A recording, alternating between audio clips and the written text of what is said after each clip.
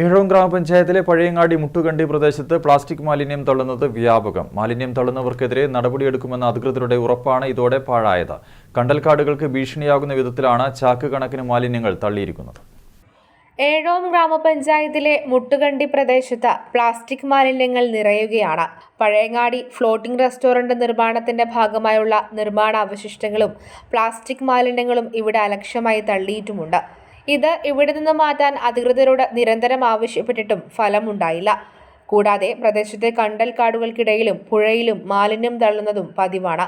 ഇത് കണ്ടൽക്കാടുകൾക്ക് ഏറെ ഭീഷണിയാകുന്നുമുണ്ട്. പ്രദേശത്തെ മത്സ്യസമ്പത്ത് കുറയാനും ഇത് കാരണമാകുന്നു. മാലിന്യം തള്ളുന്നവരെ പിടികൂടാൻ ഏഴോം പഞ്ചായത്ത് CCTV ഉൾപ്പെടെ സ്ഥാപിച്ചിട്ടുണ്ടെങ്കിലും ഇതിന് സമീപത്ത് വരെ മാലിന്യം തള്ളുന്ന അവസ്ഥയാണ്.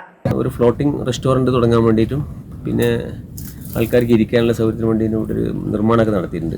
അതിന് കൊണ്ടുവന്ന സാധനങ്ങളൊക്കെ ഇവിടെ അവർ ഉപേക്ഷിച്ചിട്ട് പോയിട്ടില്ല. പ്ലാസ്റ്റിക്, പിന്നെ മദ്യക്കുപ്പി, വെള്ളത്തിൻ്റെ കുപ്പി, ക്യാമറയൊക്കെ സ്ഥാപിച്ചിട്ടുണ്ട്.